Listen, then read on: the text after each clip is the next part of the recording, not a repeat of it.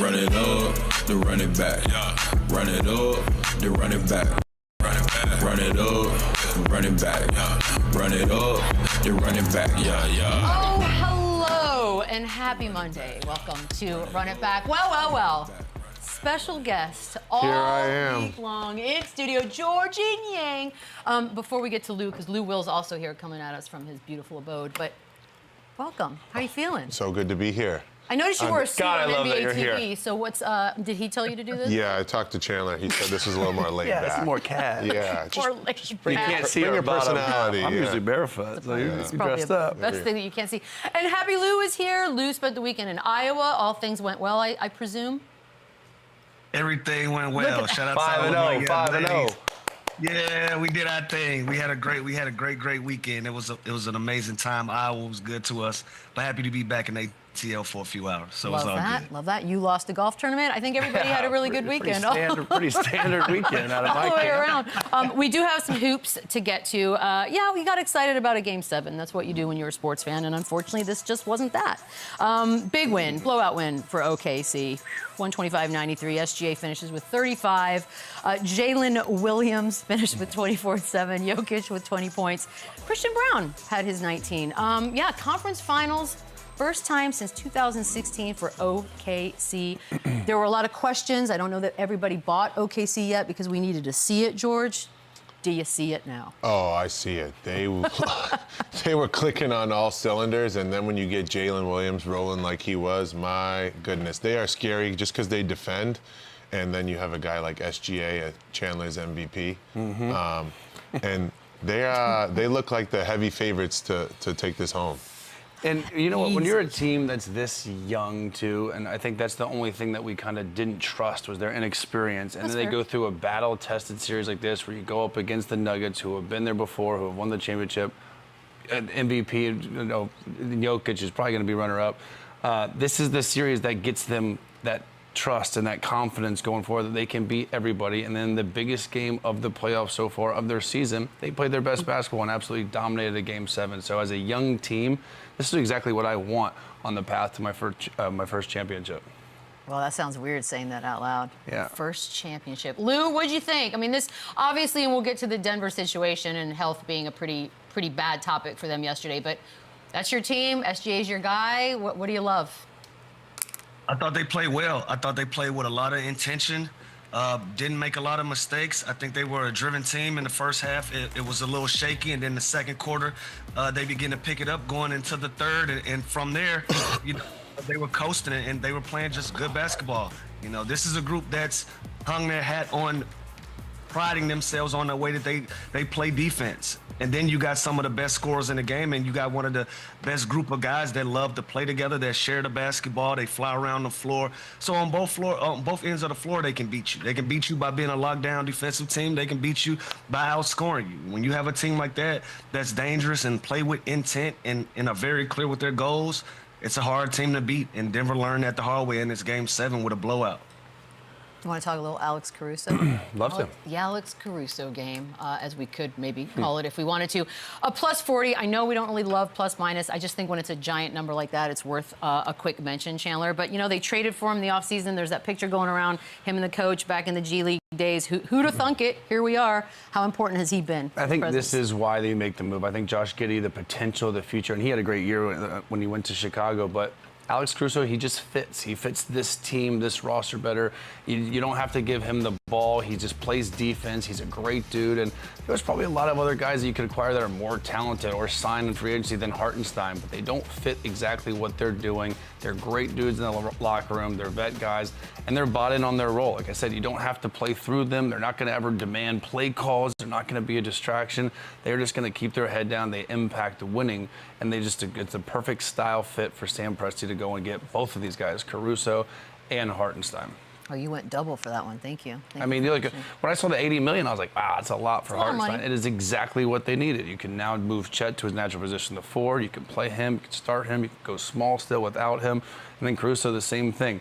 imagine being a Casey Wallace in that locker room, learning everything from this dude, and you take the weight off SGA having to guard the best scoring guard on the other side because you have Casey Wallace, you have Wiggins, you have Joe, and Alex Caruso is the best one of all of them. He got 1,000 standing ovations yesterday, George. 1,000. Alex Caruso did. It's kind of crazy to see him going off like that in a game this way. Yeah, I mean, OKC went all in on the role players. I mean, I think a lot of people, when Alex Caruso got paid, were like, oh, he averages 5 points, 3 rebounds. Like, how is this possibly happening? Well, you see it here because in the big games, that dude is a friggin' gamer. And he carried them yesterday. You think about all the intangibles that he brought, and then he was guarding Jokic. I was like, wiping my eyes. He really like, was. Chet Holmgren is guarding the other guy in the like, what is going on? But he just brings so many different intangibles, and OKC gets it, right? They're all in on winners. Like, you bring in Hardenstein, you bring in Alex Caruso. Like, you weren't infatuated with a sexy name, and oh, is that not allowed? Hartenstein is the sexiest name I've ever heard. My bad, I said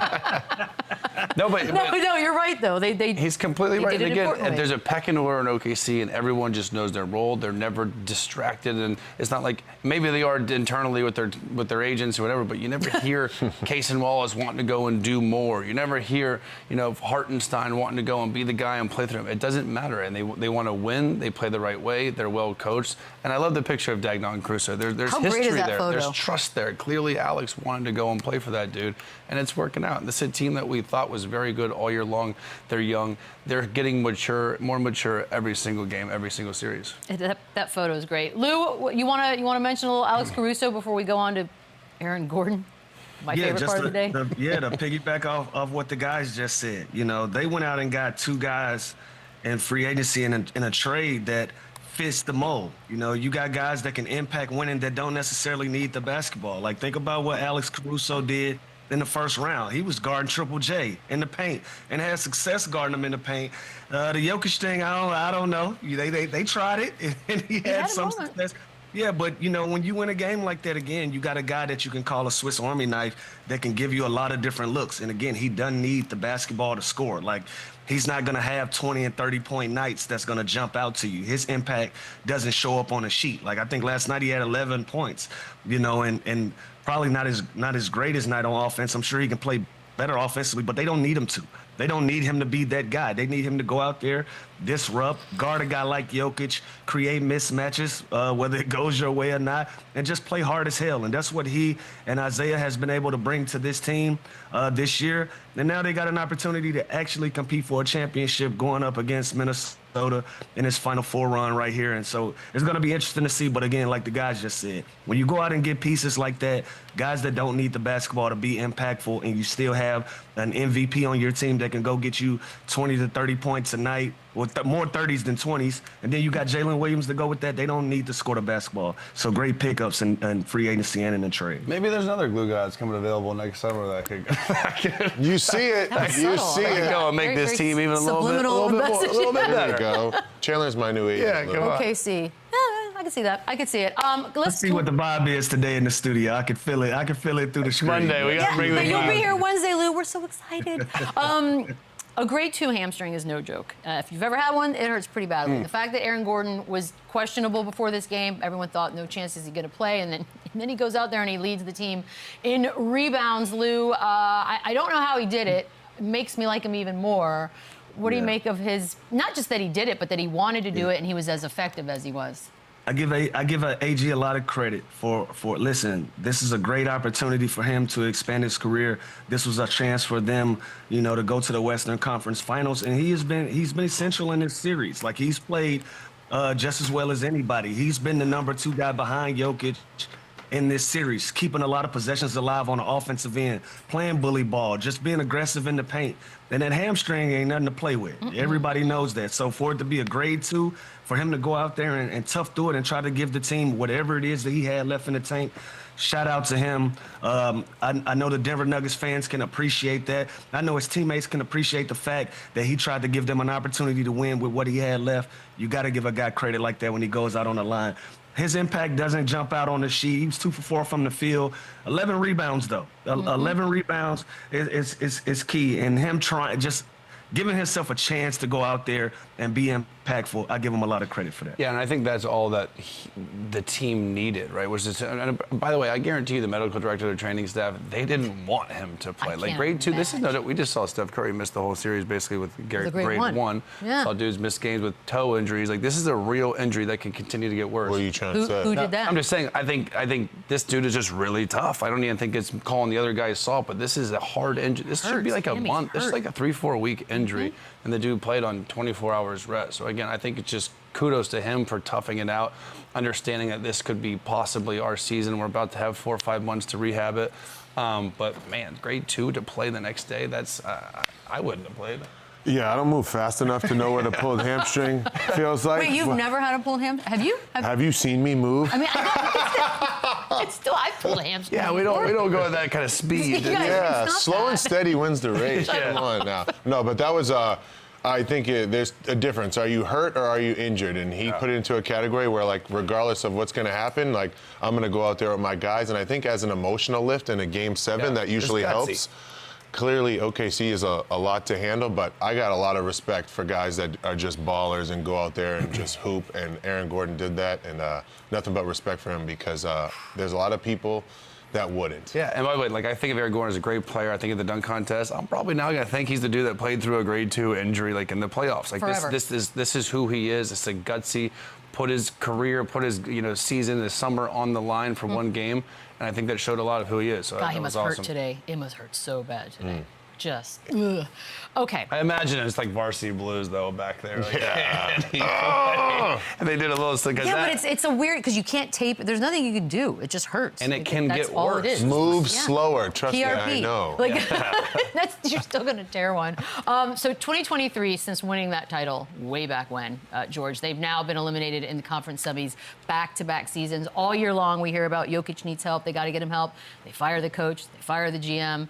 Is this window closed as this team is constructed now? Well, I'm going to have to go to my analytics, guy and see what we can do with the money. But when they had role players like Bruce Brown and KCP, Jeff Green, for instance, those guys actually really helped, right? They alleviated a lot of pressure off those guys. I would not want to give up on the Nuggets just because I'm kind of infatuated with, the Murray, Jokic pick and roll. They put me out of the playoffs. But... I'm going to say they need to do some work in getting some role players that can help. I know Christian Braun is great. Peyton Watson is great. Russ was obviously good for them, but I think that's the department that they really need to take a deep dive in. Yeah, he makes a good point. Like, when they lost Bruce Brown, I just remember that parade when they won the championship. He's coming back. He leaves.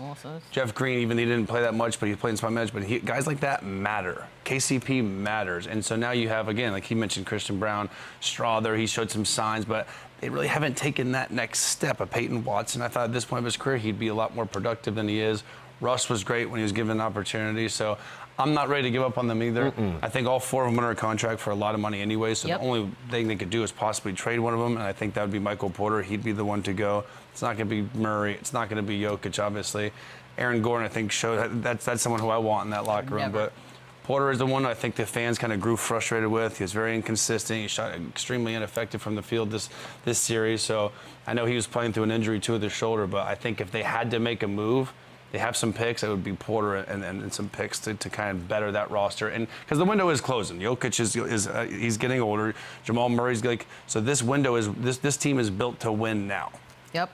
And they're not winning at all now, so they have to switch it up. That's 2. No, the window's not quite closed. Go. What do you think? Yeah, they're gonna have to tighten up. They're gonna have to tighten up their bench, right? And we got to figure out what's going on with Pickett. I didn't get that. He was part of the Chandler. I know that. I knew it. I saw it doing it. Swear on I already know that's Chandler, but we got to figure out what's going on.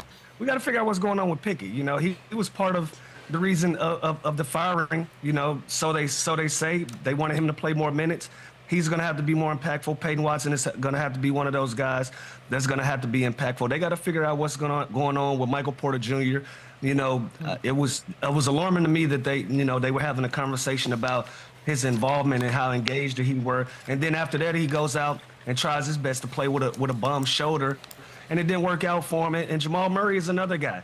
If you're gonna be the Robin to the Batman, or the 1A, 1B, or the second option, he has to play better. You know, we got to take these tags off of these guys, the play-out version of yourself. Like, you have to be consistent at all times. And so those are some of the things that they're going to tighten up on. But again, you got a guy like Nikola on your team. You always have an opportunity to win big, to go deep into the playoffs. But all of the pieces around him, they're going to have to tighten them up if they still want that window to be open. And so as they're constructed right now, I don't see it, but I'm sure they'll make some moves that'll put them right back in the position to be there next year. Seems to be the assumption here. I don't think this is a panic this summer, and like they just took arguably the best team in the NBA, the youngest, the most set up team for the future, to 7 games. Like, and they had chances to win it in like game 5. Yeah. They literally, this is not like a panic situation. Again, this team is built to win now. They ran into a really good young team. It took them 7 games. So again, they have just fired Malone. They have some decisions to make now on Adelson, but this team is still in a really good situation.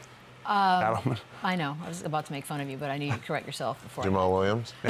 Jamal Williams. Wait, what?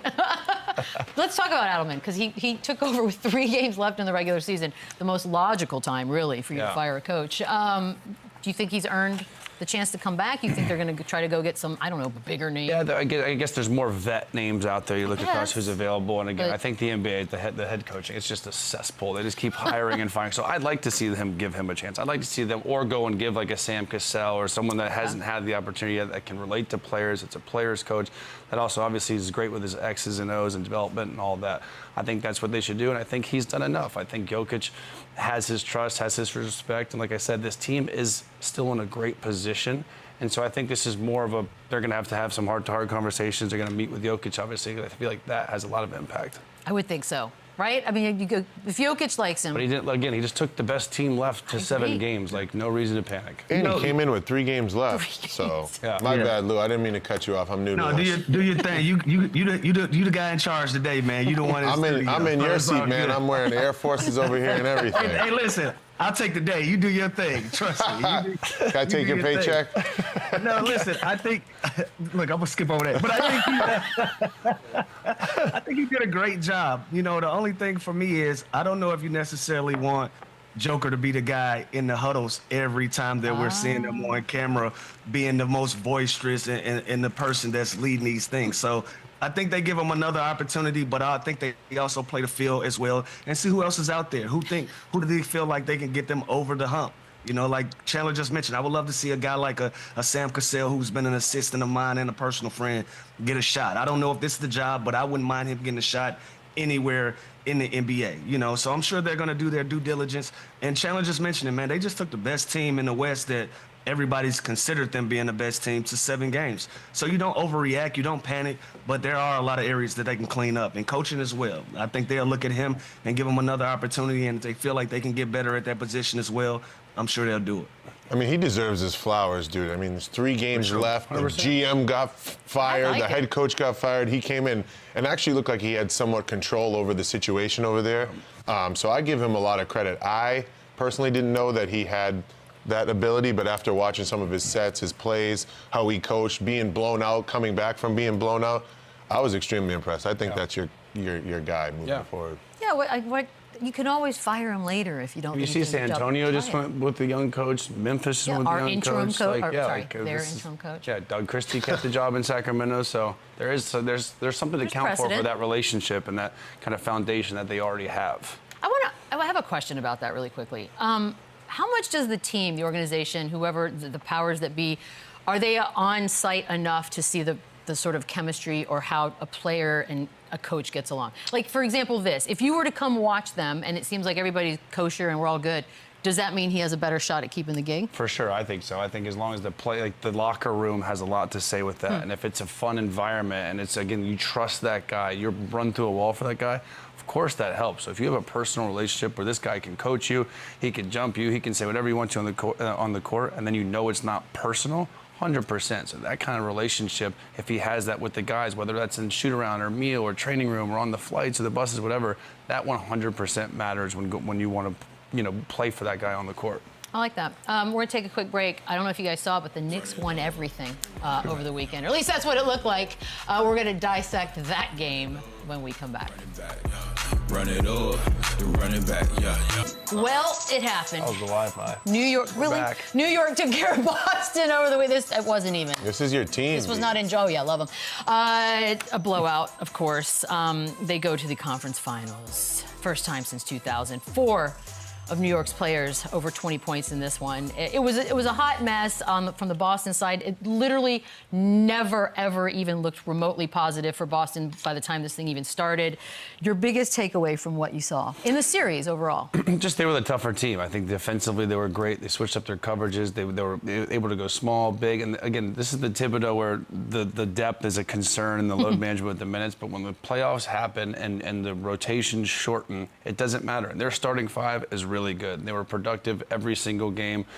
They all, look at them. They had Towns 21, Brunson 23, Bridges 22. Like, there is a collective effort with this team, and they can defend when the shot's not falling.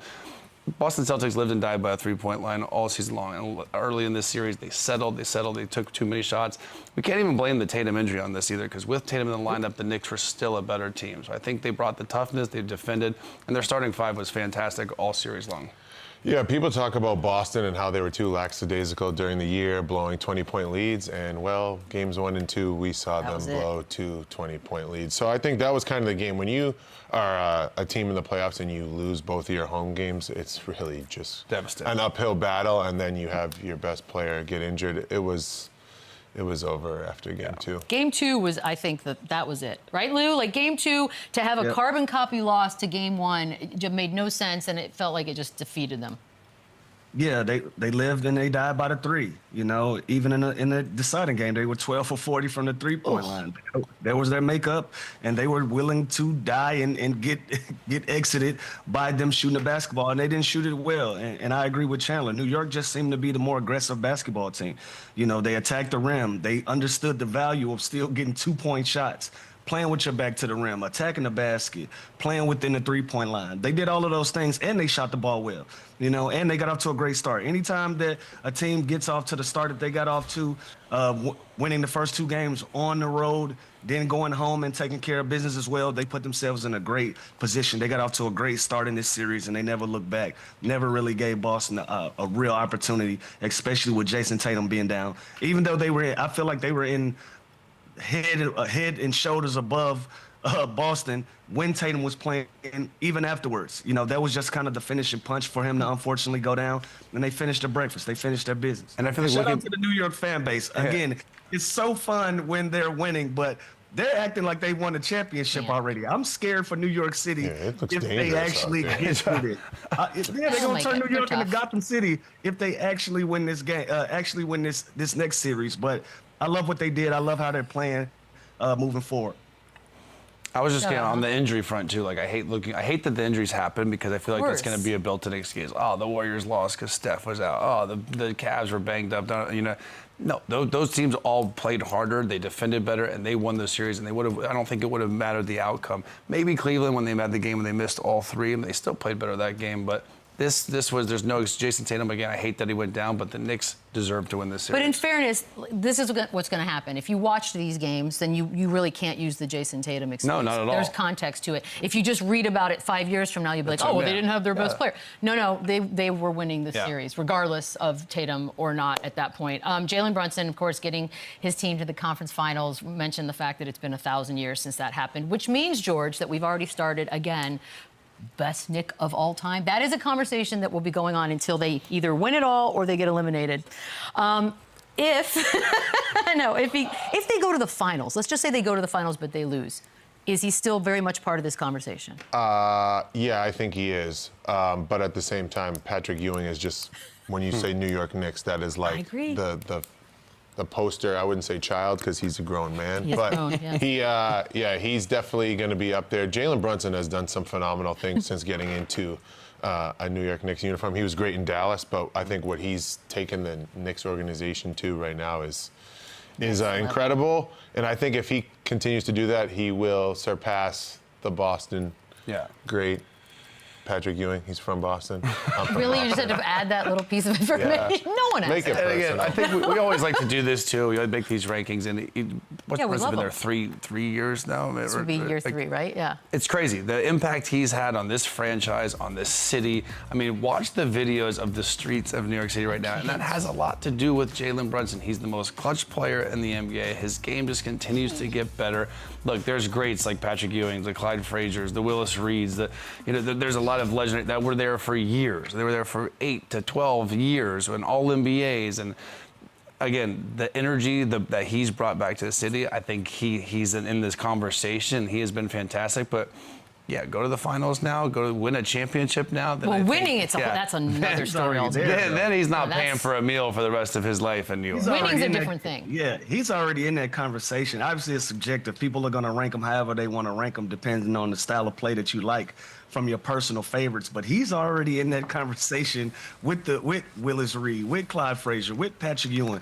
The impact that he's had in these short 3 years is just as impactful as everybody else. I forgot Chandler back with his ice again, Beadle. There you go. Only when you're talking. Total pro, dude. Total pro. Look, he's already in that conversation, and if he gets this team to a championship, y'all can close the curtain on it. He's gonna be the new Willis Reed without the ankle injury. He's gonna be one of those guys that's highly revered in New York City. Him already being there, so I love the fact that he embraces it. I love his attitude about it. I love the way that he goes about it. I wish he can drag Cat into this conversation with him, but standing alone by himself, he's by far already in that. Wait, what? Why is Cat catching strays? It is great. When I think of the Knicks right now, I think of Jalen Brunson. That's not a stray. Like when we think about Patrick Ewing, we think about Allen Houston, we think about other guys that have also had big impacts. That's not a stray for Cat. Cat is already there, but when we talk about the greatest of all time, I want him to bring him into that conversation as well. And Cat is going to have to be so pivotal in this next round for that to be it. I think he's already a talented player. I think they already love him in New York. He's a Jersey guy, obviously, but when we talking about of all time, he got another layer that he has to get to as well. That's all I'm saying. Cat, I feel like he's still in that weird zone where they could turn on him if things go really, really bad. I think Jalen Brunson is cemented now. He is. As like, there you go. He's great. Yeah, Cat, you're still on. Cat could have one. Cat is a one conference finals series away from them hating him. Correct. It could be go either way. Jalen Brunson could average 13 and it's fine. Yeah. He had to chalk it up to a bad series. Yeah, he did everything else. So you know what? He was tired. He was exhausted there. In the first 2 series. By the way, the fact that, speaking of Cat, the fact that he's in the conference finals, Julius Randle and DiVincenzo are in the conference finals, Lou. It's not often that a trade feels so perfectly even, but is it fair to say that this was great for both?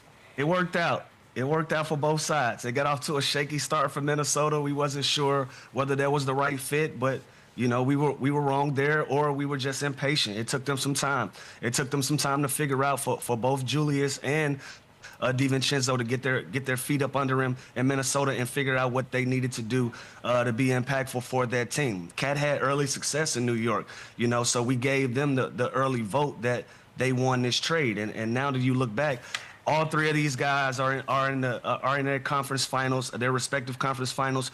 But all 3 guys have an opportunity to compete for a championship and get some hardware at the end of the season. So it's worked for both sides pretty evenly and pretty clean. You know, it could be crazy if Minnesota gets to the championship and New York gets to the championship. That's when we can get some real fireworks, when we can see who actually won this trade if that happens. But so far, so good for all of these guys. It worked out. It's very rare, I feel like, that this mutually benefits the team. There was the Sabonis-Halliburton trade where I feel like they both got good players. You know what I mean? This is the same thing, and I think long-term, I think the Knicks are going to be better off. I think Karl-Anthony Towns is another level above Julius Randle, and that's nothing against Julius Randle. He's been fantastic in these playoffs. Towns is just next level, and the way he shoots the ball and the way the style that they play, he fits the New York Knicks perfect. He fits Jalen Brunson perfect. The Wolves got off to a slow start with, I don't know how we're going to play Randle and Gobert with the spacing. You're kind of clogging the paint with Anthony Edwards doing what he does best. They have figured it out, and they defend, and they're tough. They're kind of different styles. And so I think, again, it worked out for both. I just think long-term Cat on the Knicks is going to be a brighter future. I don't know. I mean, Julius Randle kind of made this thing work. Like, he had every reason to just mail it in and be like whatever about it. And you look at the playoffs, like what he did against LeBron, whether if he's on the defensive side of the ball, and then how he's efficiently scoring and shooting threes. He's kind of went from just being an ISO guy to kind of being able to space the floor, make threes, play make a little bit, be a defensive menace on the floor. And I've just been super impressed. I don't think he gets his flowers in this trade because obviously people think New York won the trade, but he came in and actually made himself extremely valuable within Minnesota, and now they're in the Western Conference Finals, and I would love to see them in the finals, Lou. That would really get the popcorn stuff popping. I get worried, though. He's going to go into the Garden and have like a PTSD moment. He's going to tackle someone. It's going to be tackle football in there. They got to get by OKC first. Oh, yeah, you're right. I'm getting ahead of myself. Yeah, but we made the point that him getting injured this season might have been the best case scenario for them because they gave him an opportunity to sit back, watch this team play, and watch them grow and figure out where could he fit in, the things that they needed while he was out, and what could he help them get across the board. You know, so you hate to see a guy get injured, but him being out for an extended amount of time, him coming back and fitting in like a glove right after that, that probably was the gift and the curse of that season. That's what's got them to this point now, for him being able to watch and see, okay, maybe my way of going about it wasn't the best way. Let me adjust my game. And he came back, and they were a completely different team when he came back from injury. Yeah, and his game just slowed down. Like, it was, Lou, I think, called him like a bull in a china shop early on. He just hard head down, strong lefty driver, inefficient shooter. It slowed down. Now you can play through him in the post. Now he's good at a two-man game. He can handle it. They go 4-5 pick and roll with him and Rudy. And this is the same guy we were talking about months ago. Should they take him out of the starting lineup and start Naz Reid? They're better small. Do we trade him? And that narrative has completely shifted and gone away. And like Georgie just said, he was better than LeBron James, and now he's going to have to be better. He's going to have to be the second best player. And this series, too, he has got to equalize Jalen Williams. He's going to have to do a lot of other stuff that he's continuing to do. But to me, his game's just slowed down since when he's come in. I know we're going to have a ton of time to break things down before Wednesday's game. Also, really, we're not playing till Wednesday. We should fix that. Tough. But that being said, just off the top of your head, biggest key in the series between Minnesota and OKC's what? I think Oklahoma City obviously has an advantage, right? And you know what you're going to get from SGA. You know what you're going to get from Ant. How good can Jalen Williams be? How good, is he going to continue to be efficient? And can he be that second guy on a night that SGA maybe struggles? And again, on the Thunder side, I think their bench is going to be key. They're so good. They can hit you in so many different ways. And the guys like Casey Wallace, Isaiah Joe, Wiggins, Caruso, which one of those guys are going to step up and kind of be that X factor? Yeah, I think the biggest thing is going to be Minnesota's bench, right? You have Naz Reid and Dante DiVincenzo. They are going to need to have huge series to make it happen. Obviously, you expect a lot out of Anthony Edwards. Julius Randle's going to be a huge X factor because I think if he can get himself going, that really takes a lot of heat off of Anthony Edwards. But like I said, the bench is going to be huge for Minnesota. Yeah. Benches, Lou, all benches. I gotta agree with both of the guys. Obviously, I'm a bench guy. I'm a former six-man. Yes, the bench guy. Always gonna come down.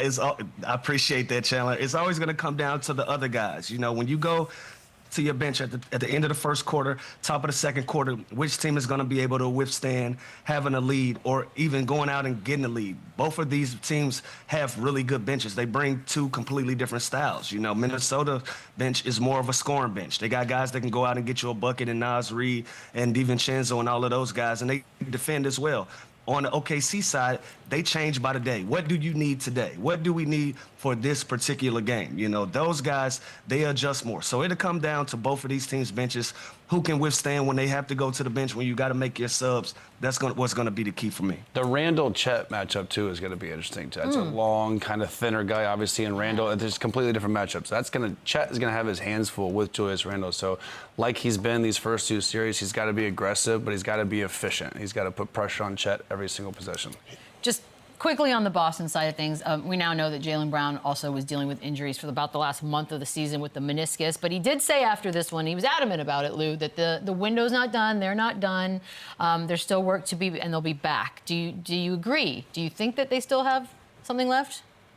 Oh yeah, they'll be back. They'll be back for sure. Now the version of them is gonna be different. I think obviously when you got four guys making $25 million, somebody has to be moved. They'll make that decision in the off season. I think, in my opinion, it'll be a Porzingis or probably a Drew Holiday. Somebody's probably gonna offer Drew something that he can't. He's not gonna be able to to turn down. And also Porzingis is one of those guys that just had, you know, up and down run with them. They're going to have to figure that out. But them having that window closed, absolutely not. They're a very talented basketball team.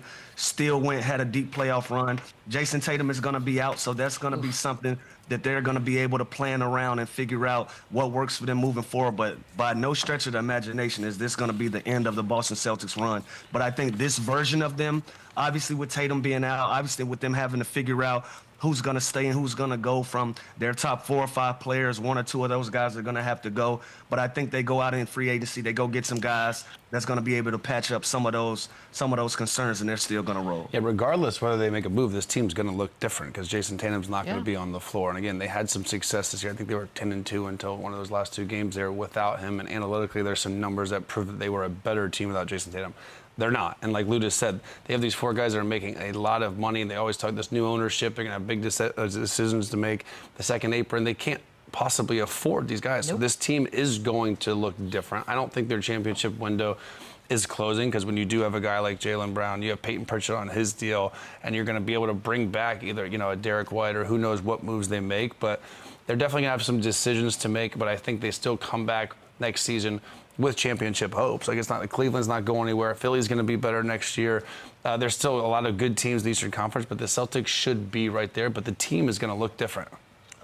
I would tread lightly because the last Eastern Conference team that tried to flip Drew Holiday, he usually gets the last laugh. Great point. But at the same time, you know, I think Boston obviously has some serious decisions to make. I'm not so sure, you know, who I'd trade. Obviously, whoever has the most value. I think that you go out and try and make that move. But at the same time, I mean, it's a tough choice. Yeah, I mean, God, I don't know Porzingis unfortunately feels like he might be the odd man out, and it doesn't help that he was sort of he's got an illness and he wasn't all there, and that's like sort of the last thing people remember now.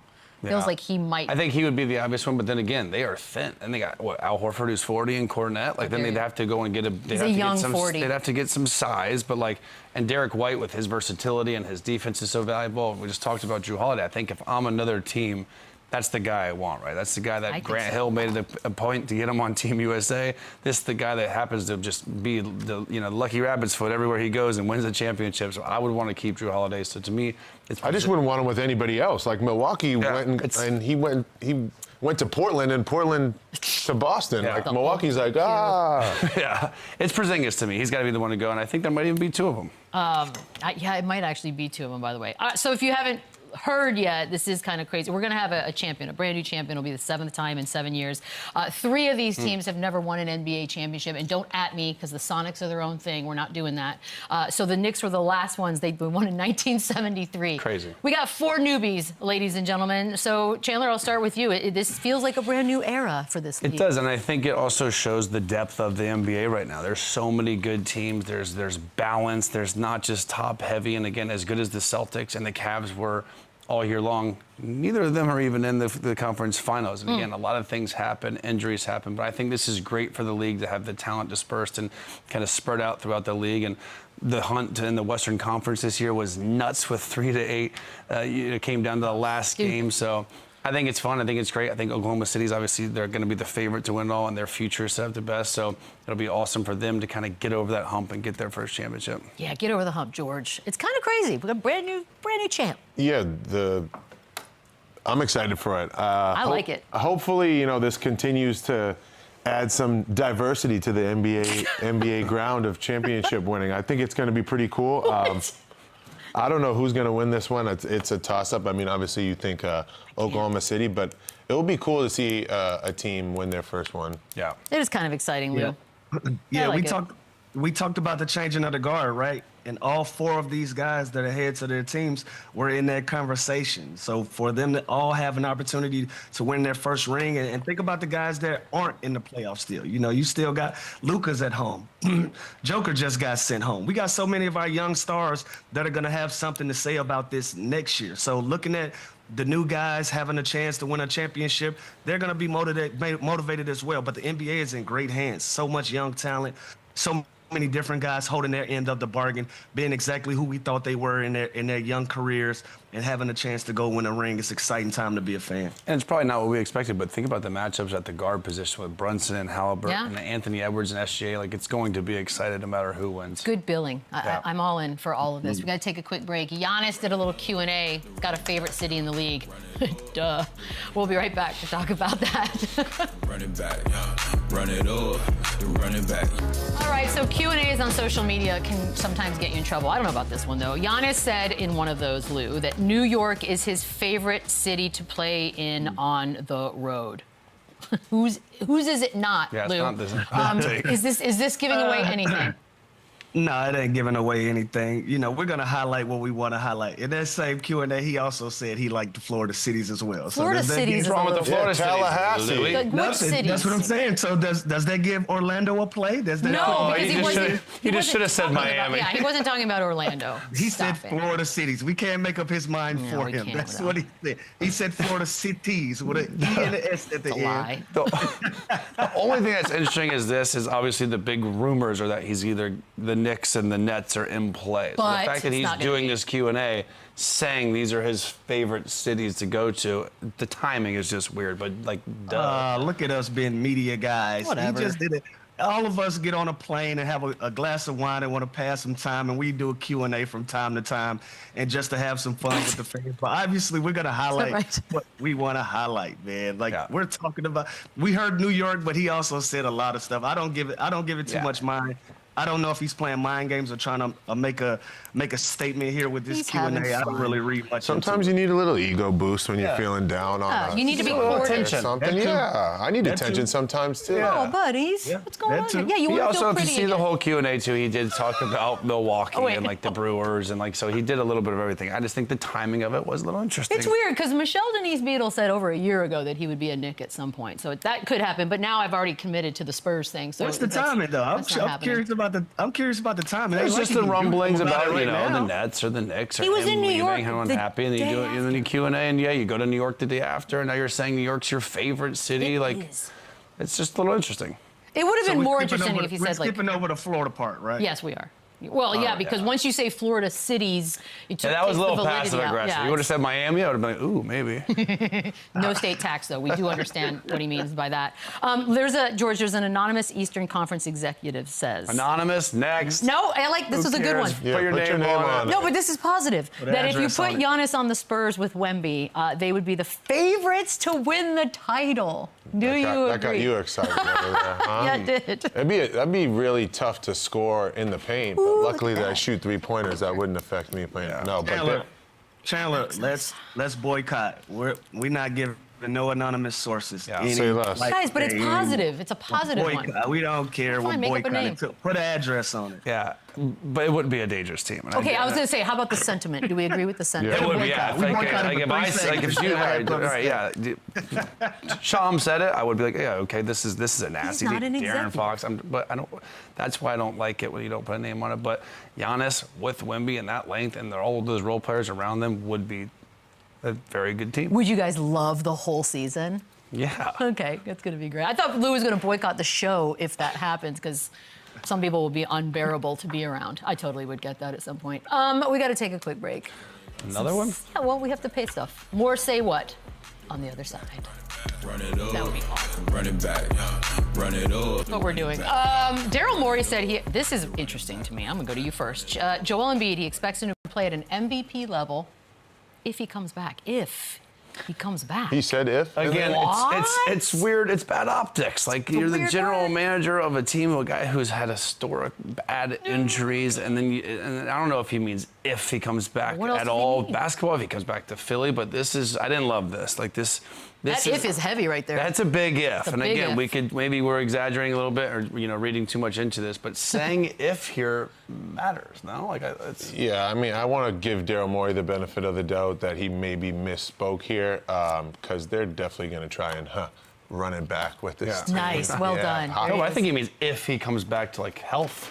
Like if he's or available. when are two different Like things. if he can ever play again, not if he comes back to the Sixers. Well, you know. You have had knee issues. Talk to us. And look at me now. Can't walk. That's a great point. Can't walk. Miserable. And Daryl Morey drafted me. So I think if matters here. I think if is big, Lou. Hey, It feels big listen, here. Chandler, Daryl drafted you and traded me, so I ain't giving him the benefit of the doubt. It is. He said if. This is bad optics. Take the if out of there. But anytime you got Joel Embiid on a basketball floor, and if he can get healthy, he can play at an all-star level and an MVP level. But again, that if is kind of crazy. It's not gonna happen. What's the saying? If was a Fifth. Yeah, we there all you go. be drunk, baby. There we go. There we go. In fact, me and Niang went to Joel's wedding. Chandler, did you know that That's a fun saying, Chandler? fact. Yeah. Huh? I did not know know that? that. No. Wait, do it again so Chandler can now use it. If was a fifth, we'd all be drunk. You like that? Sure. Still don't know what he said, but Chandler's like fifth, huh? Yeah. I've had a couple of those. yeah, that's a I have tongue no idea what's twisty. happening. Okay, Lou, Jimmy Butler was talked about by Udonis Haslem. He said that the unstoppable days of that guy just aren't anymore. Do you believe that is over? Are you buying that? Listen, all of these guys are getting up in age, right? I think Jimmy Butler is still a very impactful player, and he still can help you win a bunch of basketball games. I think he showed that in the second half of the season with Golden State. He also showed you that there are some things to shore up as well at this point of his career. They needed him to be more of a scoring punch. They needed him to be a leader in that type of way, you know. So I agree with Udonis in that sense of it. But also, Udonis knows better than all of us. He's played with Jimmy for a number of years before this. He knows that he can put an expert eye on it and have an opinion that sticks to the paper better than I can. But I can agree to him to some extent. Udonis is also the guy that tried to fight him on the court after the whole him and Spoelstra thing, too. So I think I would take it with a little bit of a grain of salt. There's obviously some personal relationships here, but he's not wrong. But he tried to fight him for Eric Spoelstra. Yeah, it wasn't his personal beef. That's what I mean. Yeah, it was but again, loyal. he's not wrong. Look at the last two games of the Warriors series, and Jimmy was great. He made that team a lot better. He made them an actual contender this year, at least that they believed that they were a contender. So I think that's a start. They lock him up for a couple more years. They're coming back with hope to win a championship, but I think it took 9 and 11 shots in those two games That's that they what the lost. problem was. That to me is a problem. I would rather my best player go down swinging, especially with Steph out. Jimmy Butler had a chance to be that unstoppable guy, and he wasn't. So it's hard to disagree. But wait, so you're agreeing with? So you agree with UD? Yeah, I said take it with a Sounds grain like of salt because I don't know if there's a Yeah, personal okay. thing there with the playing together, knowing each other too well. But I also don't disagree with him. But I understand like the unstoppable thing, but at the end of the day, like Jimmy Butler was never like a ISO you up one-on-one. Like he was always capitalizing off other teams' mistakes, like get 10 free throws, get fouled. And I mean, with the new team, I would say give it a little more time. I mean, he came in over at the trade deadline. Is Golden State's supporting cast without Steph that exhilarating? Well, And it was a small sample size, but he was really good. Yeah, on, no, for on sure. those games. I have to get this last one in just because I'm curious to see what you guys will say. Raymond Felton said that Jalen Brunson is better than Luka Doncic because he's getting it done right now in New York City. I love this one, Chandler. Yay or nay? No. Come on, dude. Think No. about it at least. And Jalen Brunson is great. He's clutch. Oh, he has not. brought energy back to New York, but we're talking about a top 3, top 5 player in the world who, yes, he's Keep not telling me there. that. Yes, he's went through a lot. But Luka is on another level of Jalen Brunson. But Jalen Brunson is awesome. But, like, no, he's not I Luka. just need to have this Luka conversation for like a whole show one day. yeah, I mean, that's a hot take. That's a real I hot like take it. by Raymond Felton, but obviously I'm going to... Who would you rather have on your team? Luka. Oh, I still no. have to Exactly. play against No. these guys. Hey, listen, that's an answer in itself. It's not a hot take as we Thank think you. it is. But Thank I know you. we're a little sensitive to it. That's another conversation another day. So who are you taking? You can't duck smoke. Jalen? Oh, why not take Jalen Brunson? He has an argument. He has an argument. I'm not picking All right, today, this but he might has an continue. argument. We're I'll going see to do y'all it again tomorrow. It's going to be a whole hour of that. Enjoy your evening. See you tomorrow. Run it back, yeah. Run it up, then run it back, yeah, yeah.